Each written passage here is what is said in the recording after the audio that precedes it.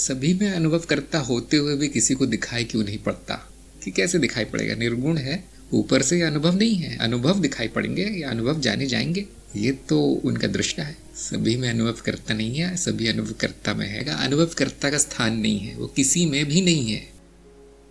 फिर हम सर्वव्यापी क्यों कहते हैं? क्योंकि चीजें उसमें व्याप्त हैं, वो चीजों में व्याप्त नहीं है। तो कभी कभी जो एक शब्द होता है उससे उलझन हो जाती है, उससे समझ में नहीं आता सर्वव्यापी क्या मतलब। लोग यही कहते हैं ईंट पत्थर में क्यों नहीं व्याप्त है?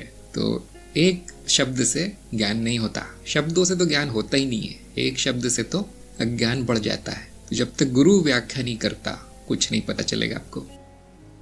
ईंट पत्थर में अनुभव करता क्यों नहीं है? और ये भी जो नए नए साधक हैं वो पूछते हैं, अनुभव करता में ईंट पत्थर बोलने से किसी को समझ में नहीं आएगा। मैं बता देता हूँ, वो बोलेगा तुम्हारी बुद्धि में पत्थर है ईंट पत्थर में कुछ नहीं है, अनुभव करता में कुछ नहीं है।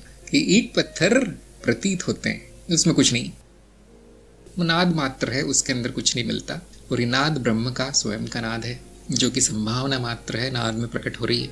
और माया में अनुभव करता मिलने की उम्मीद रखना ठीक नहीं है। माया है जिसमें आप सत्य ढूंढ रहे हो माया में सत्य कहाँ ढूंढ रहे हो? तो अंधेरे में काली बिल्ली नहीं ढूंढ सकते, है ना?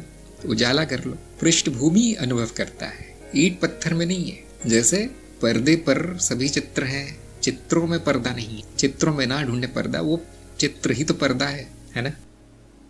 तो ईंट पत्थर जो है एक प्रकार का भ्रम है जो इंद्रियों द्वारा निर्मित है, और वो इसी पटल पर दिखता है, अनुभव करता के पटल पर। संपूर्ण सृष्टि मुझ में समाई है, ऐसा हम कविता में कहते हैं। लेकिन कविता किसी को समझ में नहीं आती। जब ज्ञान हो जाता है तो कविता कहनी चाहिए अज्ञानी के सामने कविता नहीं कहनी चाहिए। और हमारा ये मान लीजिए सौभाग्य में थोड़ा सा दुर्भाग्य है कि सभी शास्त्र काव्यात्मक है, और इसीलिए गुरु के बिना कुछ समझ में नहीं आता।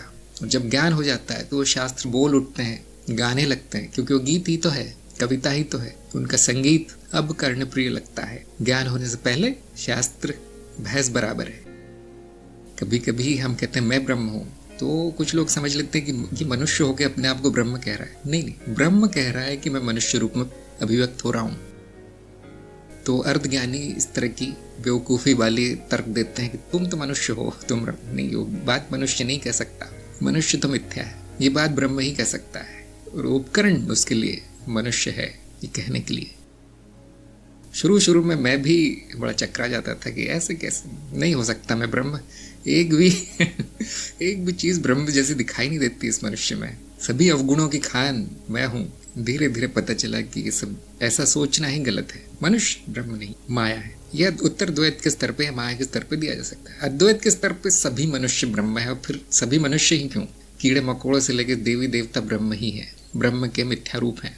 और वो लहर यही जानती कि मैं लहर नहीं हूँ, पानी हूँ। और लहर कह नहीं सकती कुछ, पानी ने लहर का रूप लिया है ये कहने के लिए कि मैं पानी हूँ। मनुष्य नहीं कह सकता कि मैं ब्रह्म हूँ, ब्रह्म कह सकता है। देखिए कितनी सुंदर बात है। वो कहेगा कैसे? वो शून्यता है, इस कारण वो रूप ले लेता है जहाँ वो ये स्वयं को अभिव्यक्त कर सके। वैसे ये बात पूरी तरह सत्य नहीं, लेकिन मनुष्य की बुद्धि में इतना ही आता है कि अस्तित्व ही तो माया है, लेकिन बदलता हुआ रूप है, तत्व नहीं। परिवर्तनशील रूप माया कहलाएगा, जो कि सत्य रूप नहीं है। सत्य रूप है ही नहीं उसका, कोई अरूप है, निर्गुण है। तो जो भी बदलता हुआ स्वरूप है वो पूर्णतया मिथ्या है, पूर्णतया माया है। ये हम कब कहते हैं कि उल्टा है?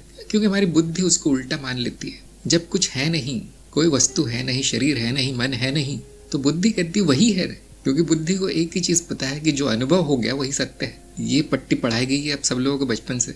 आपको कभी ये नहीं बताया गया कि वो परिवर्तनशील रूप है आपके स्वयं के, इसलिए उल्टी हो गई बुद्धि। विपरीत बुद्धि कहते हैं हम इसे, पतंजलि ने विपर्य कहा है। तो बड़ी विचित्र बात है कि ब्रह्म में ऐसा हो रहा है, इसलिए हम कहते हैं खेल है, इसका लीला है। क्योंकि सीधा होने के लिए कुछ है ही नहीं, शून्य है वो, सीधा रूप उसका शून्य है। किंतु परिभाषा माया की ऐसी है, ब्रह्म स्वरूप जो परिवर्तनशील है।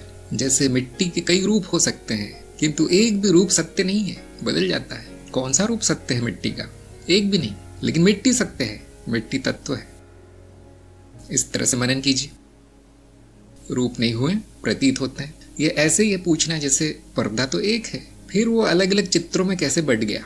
नहीं भाई नहीं बटा, प्रतीत होते हैं चित्र, वो पर्दा वैसा का वैसा ही है। ये ऐसे हो गया पूछना जैसे पानी तो एक है, फिर कई लहरों में कैसे बट गया? अरे वो एक ही है, प्रतीत हो रही है लहरें उस पर, पानी ने ही रूप लिया है लहरों का।